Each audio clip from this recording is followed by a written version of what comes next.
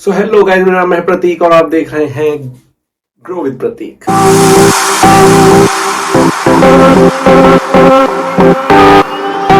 Again हम अब chapter को आगे बढ़ा रहे हैं 6th क्लास की ज्योग्राफी को, जो chapter is major dominance of the earth. Major dominance of the earth. पिछले चैप्टर में हमने मैप पढ़ा था, मैप में देख लिए थे, हमने चीजें देख ली थी, मैप की बारीकी समझ ली थी।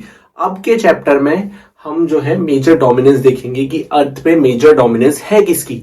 But do you know the means of dominance? Dominance is like किसका कितना पार्टिसिपेशन है, किसका कितना रुतबा है, dominance. Okay, so we are starting our chapter. Please watch a video till the end and let's start the chapter.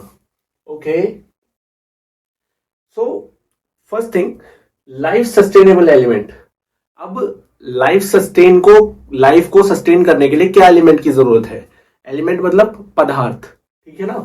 अब हमें जरूरत है लैंड की, हमें जरूरत है वाटर की, हमें जरूरत है एयर की। ये तीन चीजों की जरूरत है। जहां ये तीन चीजें होंगी वहां पे लाइफ सपोर्ट कर जाएगी, अगर ये तीन चीज एक दूसरे से इंटरकनेक्टेड है, ठीक है ना। जैसे मैं आपको एक वो देता हूं, मैं दिल्ली में रहता हूं, यहां पर लैंड भी है, यहां पर पानी भी है, यहां पर ऑक्सीजन भी है, तो यहाँ पे लाइफ अच्छे से सपोर्ट कर रही है। अब आपको बहुत सारी जगह ऐसी मिलेगी, लाइक सहारा डेजर्ट में ह्यूमन सेटलमेंट नहीं है। अटलांटिक, बहुत सारी बर्फीली जगह देख लो, बर्फीली जगह में लोग नहीं रहते क्योंकि वहां पे लैंड है, वाटर की कमी पड़ जाती है। क्या कहते हैं, सहारा डेजर्ट है, लैंड है, ऑक्सीजन है, पर वाटर नहीं है। बहुत सारी जगह है, आप हाई अल्टीट्यूड पे जाओगे, बड़े बड़े माउंटेन है, वहां पे लैंड मिल जाएगी, आपको रुकने के लिए जगह मिलेगी, पर पियोगे क्या, सांस कैसे लोगे? वही चीज है, जहां ये तीन चीज आएंगी साथ में, वहां पे लाइफ सपोर्ट कर जाएगी, ठीक है ना। तो अब ये तीन जो है अर्थ पे बहुत कॉम्प्लेक्स जोन है, बहुत छोटी जगह है ये तीन चीजों की, जहां ये तीन चीज इंटरकनेक्ट करती है। उस जगह को कहते हैं बायोस्फीयर, जहां तीन चीज कनेक्ट करती है। Complex zone of the earth where all three component meet, overlap and interact. वही चीज मैंने आपको अभी समझाई, जो कि आप समझ चुके हैं, ठीक है ना। अब ये लैंड, वाटर, एयर, इसको क्या हम ऐसे ही पढ़ेंगे? ज्योग्राफी में अगर मुझे एयर पढ़ना है तो मैं क्या एयर को एयर तरीके से पढ़ दूंगा कि भाई एयर पढ़ा दे? नहीं, एयर तरीके से नहीं पढ़ेंगे, उसको हम थोड़ा साइंटिफिक वर्ड देंगे और फिर अच्छे से पढ़ेंगे, उसके टाइप पढ़ेंगे, उसमें क्या क्या चीजें आती है पढ़ेंगे, वो कैसे बनती है पढ़ेंगे, धीरे धीरे धीरे धीरे धीरे धीरे पढ़ेंगे, ठीक है ना। तो सॉलिड पोर्शन, गैस, वाटर। अब ये तीन, land solid portion, water liquid जो कि वाटर हो गया, गैस हो गया, एंड एयर, ठीक है ना। अब इनके साइंटिफिक नेम क्या है जो हमने इनको दिए हैं? सॉलिड पोर्शन को हम कहते हैं लाइथोस्फेयर, ठीक है ना। गैस को हम कहते हैं एटमॉस्फेयर तो सुना होगा, बहुतों ने सुना होगा, एटमॉस्फेयर। तो जो बड़े बच्चे देख रहे होंगे वो उन्होंने सुना होगा, जो छोटे 6th क्लास के होंगे, जो नहीं देख रहे होंगे उन्होंने नहीं सुना होगा, उनके लिए नया वर्ड होगा। वाटर, हाइड्रोस्फेयर, ये भी बड़ों ने सुना होगा, छोटों ने नहीं सुना होगा। तो इन तीनों को पढ़ना है, लाइथोस्फेयर, एटमॉस्फेयर, हाइड्रोस्फेयर, ठीक है ना। अब लाइथोस्फेयर का मतलब आप समझ गए, सॉलिड पोर्शन है, ठीक है ना। एटमॉस्फेयर का क्या है?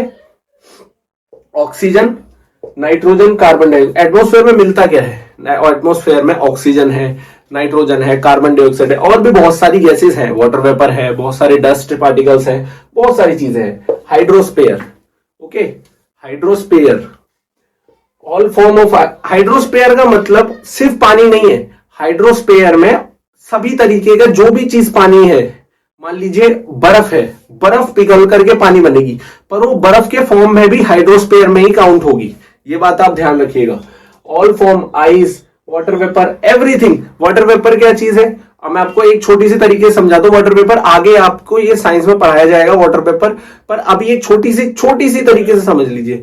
अब मान लीजिए सूरज है, सूरज की किरणें पानी में पड़ रही है, पानी गर्म हो रहा है और धीरे धीरे धीरे धीरे भाप बन रहा है। अब वो भाप बन रहा है, जो चीज भाप है वो भी वो हाइड्रोस्फेयर में वो काउंट होगी, ठीक है ना। ये चीज आप समझ लीजिए।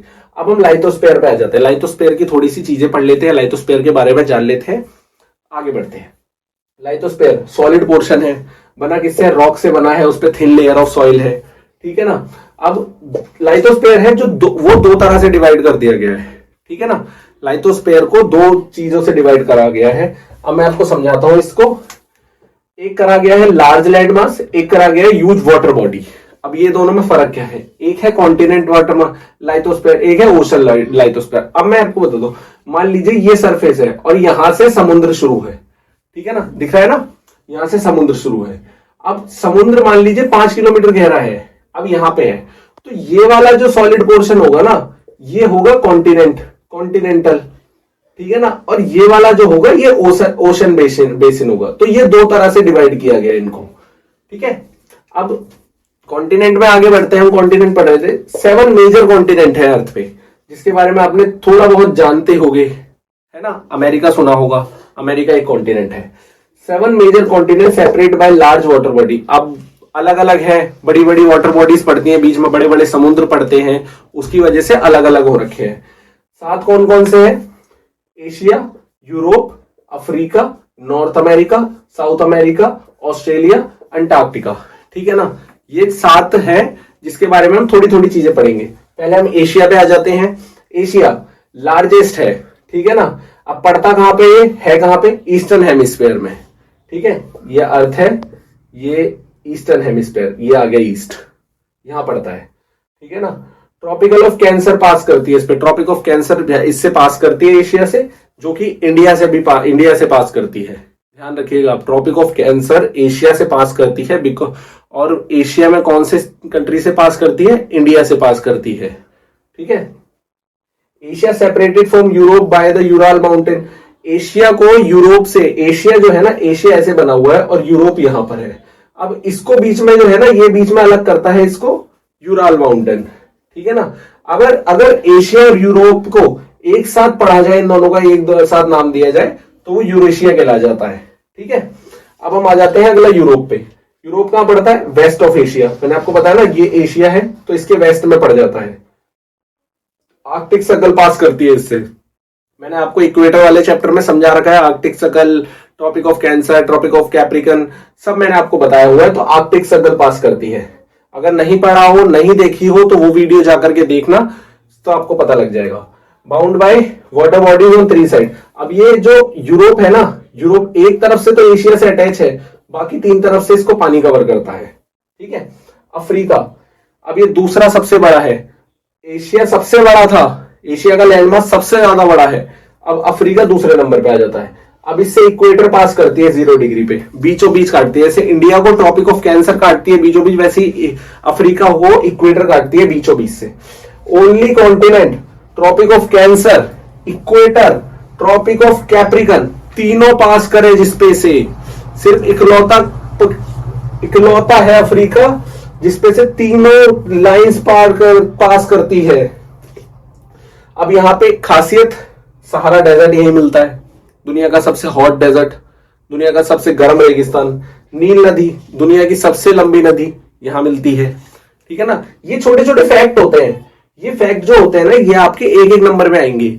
इसको आप याद कर लीजिए, इसको आप नोट के फॉर्म में लिख लीजिए और इसको आप याद कर लीजिए। वैसे तो मैंने नोट्स बना रखे हैं, इसको आप कॉपी में उतारिए, ज्यादा से ज्यादा 1-1.5 पेज लगेगा, 1-1.5 पेज लगेगा, उसको आप उतार लीजिए और इसको रिवाइज कर दीजिए, कुछ भी मिस नहीं करोगे। अब हम अगले पे आ जाते हैं। नॉर्थ अमेरिका 3rd लार्ज है अफ्रीका के बाद। अब इसको जो इसका ना, जैसे मान लो ये अमेरिका है, नॉर्थ अमेरिका हो, ये साउथ अमेरिका है। अब यहां पे एक छोटा सा लिंक है, लिंक दिख रहा है ना आपको, link South Africa by narrow strip. ऐसी पतली सी एक उससे स्ट्रिप है, स्ट्रिप से लिंक है। अब उस स्ट्रिप का नाम याद रखना, ठीक है ना, जो नाम है ये स्टुमस ऑफ पनामा, ये याद रखना, इसको अपने नोट कर लेना।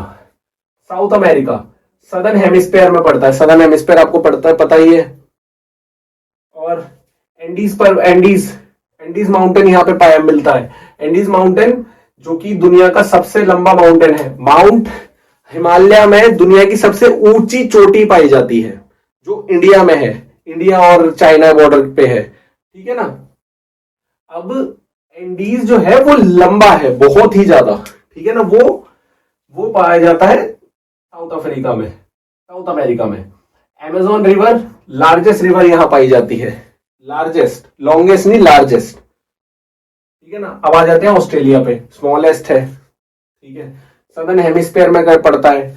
और आइसलैंड कॉन्टिनेंट कहते हैं बिकॉज ये चारों तरफ से पानी से घिरा हुआ है, एंटार्क्टिका पे आ जाते हैं, सदर्न हेमिस्फीयर में पड़ता है, बहुत बड़ा है पर एशिया जितना नहीं है। South Pole lies almost at the centre of this continent, permanently ice covered, no permanent human settlement. अब इसका क्या मतलब है, साउथ पोल जो है ना, जो मैंने आपको बताया था 2 पोल पड़ते हैं ऊपर और नीचे, नॉर्थ पोल साउथ पोल अर्थ के, जहां पे 90 डिग्री रहता है, जहां पे अगर आप बीच में से अगर अर्थ को नापोगे तो 90 डिग्री का एंगल बनेगा इक्वेटर और लैटिट्यूड के 0 के डिग्री के, लैटिट्यूड और लॉन्गिट्यूड के 0 डिग्री पे 0 डिग्री का 90 डिग्री का एंगल जहां पे बनेगा, ठीक है ना, वहां पे परमानेंट बर्फ रहती है। तो वो चीज इसके सेंटर पे पड़ती है, परमानेंटली आइस से भरा ढका रहता है, परमानेंटली कोई ह्यूमन सेटलमेंट नहीं है। पर मैनी कंट्री रिसर्च सेंटर इन एंटार्क्टिका, बहुत सारी कंट्री के रिसर्च सेंटर जो है वो एंटार्क्टिका में है। अब इंडिया के भी है, नाम याद रखना, मैत्री, भारती, दो है, दोनों नाम याद रखना। अब इतना ही था आपकी बुक में लाइथोस्फीयर के बारे में, इतना हमने जान लिया, इजी था। अब आ जाते हैं हाइड्रोस्फीयर पे, नीला नीला, ठीक है ना। अब ब्लू प्लेनेट है, अर्थ को ब्लू प्लेनेट, आपने अर्थ की फोटो तो देखी होगी, बच्चा हो बड़ा हो अर्थ की फोटो तो देखी होगी। अर्थ नीला दिखता है, बहुत छोटे अमाउंट में हरा है और बाकी नीला दिखता है, इसलिए ब्लू प्लेनेट। 71% वाटर है और 29% जो है लैंड है, ठीक है ना।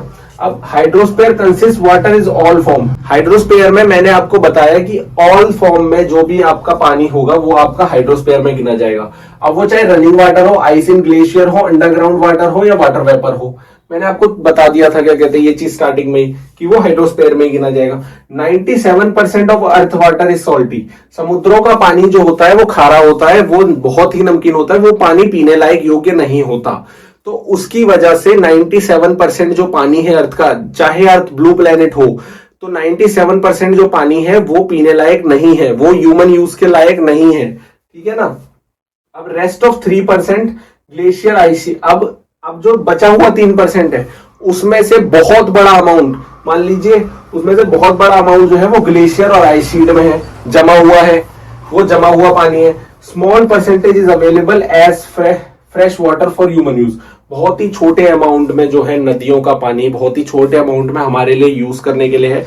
तो मैं आप सभी से कहूंगा पानी को बचाइए, सेव वाटर। अर्थ ब्लू प्लेनेट होने के बाद भी, इतना लार्ज अमाउंट ऑफ वाटर रखने के बाद भी पानी पीने के लायक नहीं है। इतना पानी अर्थ सस्टेन नहीं करता कि वो लाइफ टाइम तक पीढ़ियों के पीढ़ी को पानी को चला पाए, इसलिए हमें पानी को सेव करना पड़ेगा। सो ओशंस पे आ जाते हैं। जैसे हमने इसमें पढ़ा, हमने कॉन्टिनेंट बना रखे हैं 7, उसी तरह से हाइड्रोस्फीयर में हमने ओशंस बना रखे हैं, समुद्र बना रखे हैं, जो कि है 5। ओशन वाटर ऑलवेज मूविंग, 5 समुद्र के बारे में अभी हम जानेंगे, पहले आप ये समझ लीजिए। ओशन वाटर ऑलवेज मूविंग, समुद्र का पानी हर समय चलता रहता है, एक लेवल पे चलता रहता है। अब ये मूवमेंट होने के बाद होता क्यों है, ये आप आगे बड़ी क्लास में पढ़ेंगे, 7th 8th में जाएंगे, 9th में जाएंगे, वहां पढ़ेंगे। चीफ 3 मूवमेंट है, अभी मूवमेंट्स के नाम जान लीजिए। 3 तरह के मूवमेंट्स हैं जिसकी वजह से ओशन का वाटर मूव करता है, ठीक है ना। जो कि पहला आ जाता है वेव्स, ठीक है, दूसरा आ जाता है टाइड्स, तीसरा आ जाता है ओशन करंट। ये 3 मेजर हैं जिनकी वजह से ओशन का पानी हमेशा चलता रहता है, ठीक है। अब जो 5 ओशन में बता रहा था आपको, वो उसके नाम जान लीजिए। Atlantic ocean, Indian ocean, Pacific ocean, southern ocean and Arctic ocean. तो आप इसको नोट डाउन कर सकते हैं। मैं साइड हट जाता हूं 1 मिनट के लिए। तो चैप्टर को आगे बढ़ाते हुए हम ओशन पे हमने ये चैप्टर खत्म कर दिया था, तो अब ओशन के बारे में जान लेते हैं। जैसे हमने आप पिछली बार लाइथोस्फीयर में 7 कॉन्टिनेंट को डिवाइड कर रखा था, उसी तरह हमने यहाँ पर 5 ओशन को डिवाइड कर रखा है, जिसमें आपको मैंने नाम बता दिए थे, Pacific, Atlantic, southern, Indian and Arctic. तो इनके बारे में थोड़ा थोड़ा जान लेते हैं, बाकी आगे जो किताबें आएंगी उसमें जितना होगा वो धीरे धीरे हम जानते रहेंगे, ठीक है ना। तो पैसिफिक ओशन के बारे में जान लेते हैं, ये सबसे बड़ा है, ठीक है ना। 1/3 ऑफ द अर्थ एरिया इसने ले रखा है, ठीक है ना। लार्जेस्ट 1/3 ऑफ अर्थ मैंने आपको बता दिया है। मरियाना ट्रेंच एक जगह है पैसिफिक ओशन में, जहां पर अर्थ की सबसे ज्यादा गहराई है। अर्थ के जो वाटर है ना उसमें सबसे ज्यादा गहराई है, जिसके अभी तक नापा गया है, जो कि है 11,000 मीटर अप्रॉक्स कुछ है ना। और माउंट एवरेस्ट की भी मैं आपको वो बता देता हूँ। माउंट एवरेस्ट की जो हमारी चोटी की हाइट है वो 8,800 कुछ मीटर्स है। सो सर्कुलर इन शेप है, शेप इसकी जो है वो सर्कुलर है। Asia, Australia, North America and South America, इन चारों के आजू बाजू है, इन चारों को कवर करता है, ठीक है ना। अगला आ जाता है अटलांटिक। अटलांटिक सेकंड लार्जेस्ट है, एस शेप में है। अटलांटिक पड़ता कहां पर है ये मैं आपको बता देता हूं। अटलांटिक पड़ता है नॉर्थ अमेरिका, साउथ अमेरिका इसके वेस्ट में पड़ते हैं। ये हो गया नॉर्थ अमेरिका, ये हो गया साउथ अमेरिका। और यूरोप और अफ्रीका जो है, यूरोप ये रहा और अफ्रीका ये रहा। तो यहां ये पड़ता है, ये साउथ एस शेप में बना हुआ है, जैसे कि यहां पे बताया। Coastline of Atlantic ocean is highly indented. Coastline of Atlantic is highly indented. So indented का मतलब क्या होगा, मतलब सीधी नहीं है कोस्टलाइन इसकी, समझ रहे हैं ना आप। टेढ़ी मेढ़ी है, इरेगुलर है, जिसकी वजह से जो ट्रेडर्स है उसको बहुत पसंद आती है। यहाँ पोर्ट्स बने हुए हैं बहुत सारे। तो इसी रीजन की वजह से इसे बिजिएस्ट ओशन भी कहते हैं। ये बहुत ज्यादा यहाँ पे बिजनेस का टाइम चलता रहता है, शिप इधर उधर होती रहती है, तो इस वजह से इसको बिजिएस्ट वो भी बोलते हैं। Southern ocean, continent of Antarctica and extend north to 60 degree south latitude. इसमें कुछ था ही नहीं, ये कहां तक फैला हुआ है बस यही बता रखा है। Indian ocean, only ocean name after a country. किसी कंट्री का नाम रखने के बाद ही एक उस ओशन का नाम रखा गया है। इंडियन ओशन पहला है जिसका नाम एक कंट्री के ऊपर दिया गया है, ठीक है ना। अब शेप में कैसा है, ट्रायंगुलर है। नॉर्थ में एशिया है, वेस्ट में अफ्रीका है, ईस्ट में ऑस्ट्रेलिया है। इतनी सी थी तो इतनी सी जान लीजिए। Arctic ocean located Arctic circle आपको पता है ना कहां पर है। आर्कटिक सर्कल नॉर्थ पोल के पास में, नॉर्थ पोल पे पड़ता है आर्कटिक सर्कल, ठीक है ना। Arctic circle and surround the north pole, ठीक है। Connected with Pacific ocean by narrow stretch of shallow water. अब इसको याद रखना, ठीक है ना। Connect with Pacific ocean by narrow stretch of shallow water. याद है आपको, अभी 2 मिनट पहले, अभी थोड़ी सी देर पहले ही मैंने आपको एक वो बताया था, नॉर्थ अमेरिका को साउथ अमेरिका पे एक छोटी सी पट्टी कनेक्ट करती है, जिसका नाम आप कमेंट में लिखेंगे, आपको याद है या नहीं है। तो उसी तरह से आर्कटिक ओशन को जो है पैसिफिक ओशन से कनेक्ट होने के लिए एक छोटी सी वो नैरो सी स्ट्रेच होती है, जिसका नाम है बेरिंग स्ट्रेट, ठीक है ना। तो एटमॉस्फेयर, अब आ जाते हैं एटमॉस्फेयर पे। ओशन के बारे में हमने जान लिया, इतना ही था। एटमॉस्फेयर पे आ जाओ। Earth in surrounded by the layer of gas called atmosphere. बता दिया था, स्टार्टिंग में ही बता दिया मैंने आपको, ठीक है ना। अब ये प्रोवाइड क्या करता है हमें, एयर देता है जिसमें हम हवा लेते हैं, सांस लेते हैं। Protect from harmful rays from sun. अब सन से जो रोशनी आती है ना, विटामिन डी नहीं आता बस। आप बचपन से सोच रहे होंगे विटामिन डी नहीं आता बस। सन से बहुत सारी हार्मफुल रेज भी आती है जो हमें कैंसर तक कर सकती है, ठीक है ना। तो उससे हमें बहुत प्रोटेक्ट करता है हमारा एटमॉस्फेयर। उसमें कई तरह की लेयर है, कई तरह की गैसेस हैं जो उन रेस को रोक लेती है, ठीक है। अब एटमॉस्फेयर एक्सटेंड हाइट, अब एटमॉस्फेयर है कितना ऊंचा ये जानना है। 1600 किलोमीटर। 1600 किलोमीटर के बाद स्पेस लग जाता है, वहां ऑक्सीजन जीरो, खत्म। अब इसको भी हमने डिवाइड कर रखा है, जैसे लाइथोस्फीयर को डिवाइड कर रखा है, जैसे ओशन को डिवाइड कर रखा है, उसी तरह से हमने एटमॉस्फेयर को भी डिवाइड कर रखा है। क्यों डिवाइड कर रखा है, क्योंकि जैसे जैसे ऊपर जाओगे कंपोजिशन चेंज होता जाएगा, टेम्परेचर चेंज होता जाएगा, अदर प्रॉपर्टी गैसेस चेंज होती जाएंगी। तो उस वजह से डिवाइड कर रखा है कि इस एरिया में ये चीज है, इस एरिया में ये चीज है। अब अर्थ है, अर्थ के जो सबसे पहली लेयर पड़ती है उसको कहते हैं हम ट्रोपोस्फेयर, ठीक है ना। दूसरी पड़ती है जो ट्रोपोस्फेयर के ऊपर जो पड़ती है उसे कहते हैं हम स्ट्राटोस्फेयर। तीसरी जो पड़ती है उसे हम कहते हैं मीसोस्फेयर। चौथी जो पड़ती है उसे हम कहते हैं थर्मोस्फेयर। पांचवी जो पड़ती है उसे हम कहते हैं एक्सोस्फेयर। ये नाम याद रख लेना, एक एक नंबर में आएंगे, बहुत आसानी से आएंगे, तो याद रखना। कार्बन डाइऑक्साइड के बारे में, अर्थ पे जो है वो नाइट्रोजन की क्वांटिटी कितनी है, ऑक्सीजन की क्वांटिटी कितनी ज्यादा है, हमने ये जान लिया था। बाकी गैसेस बहुत ही 0.0 के, उसमें बहुत सारी गैसेस है, डस्ट है, उसमें से एक है कार्बन डाइऑक्साइड। कार्बन डाइऑक्साइड वैसे तो बहुत ही कम उस पे है, पर यह बढ़ती जा रही है जैसे जैसे हमारी इंडस्ट्रीज ग्रोथ होती है, जैसे जैसे हम पॉल्यूशन को बढ़ावा दे रहे हैं, वैसे वैसे कार्बन डाइऑक्साइड भी बढ़ती जा रही है। तो उसी तरह से अभी इंपॉर्टेंट भी है, इसका होना भी जरूरी है। अगर ये बिल्कुल खत्म हो जाएगी तो वी कांट सर्वाइव, बिकॉज ये जो है ये हीट को एब्जॉर्ब करती है, हीट को बाहर नहीं जाने देती। अब मान लीजिए सन से कुछ रेज आती है ना, सन से कुछ रेज आती है तो वो अर्थ पे टकरा करके वापस स्पेस में जाती हैं, तो ये चीज उससे रोक लेती है, जिसकी वजह से हमारा प्लेनेट जो है वो गर्म रहता है, जिस वजह से हम आराम से रह पाते हैं इधर। अब ये प्लांट्स को भी ग्रोथ करती है, आपने सुना है ना फोटोसिंथेसिस साइंस में, प्लांट को खाना बनाने के लिए चाहिए होता है कार्बन डाइऑक्साइड, तो वही चीज है। अब ये है density of the atmosphere various with height. जो एटमॉस्फेयर की डेंसिटी है वो हाइट के साथ वेरी करती है, बदलती जाएगी। अब जो सबसे ज्यादा डेंसिटी होती है वो सी लेवल पे सबसे ज्यादा डेंसिटी होती है, समुद्र के पास में। अब जो आप जैसे जैसे आप ऊपर हाइट पे जाते जाएंगे वैसे वैसे डेंसिटी घटती जाएगी, ठीक है ना।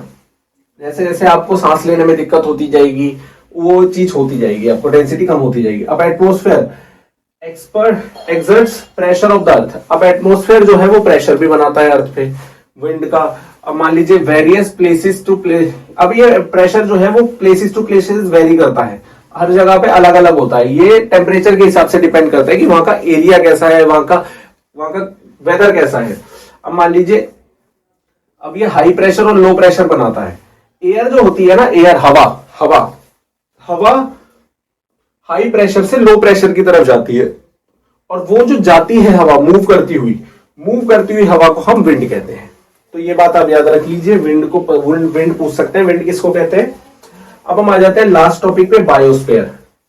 बायोस्फीयर मैंने आपको बता दिया था स्टार्टिंग में ही, जहां तीनों चीजें इकट्ठी मिलती हैं, जहां लाइफ सर्वाइव करती है, उस एरिया को बायोस्फीयर कहते हैं।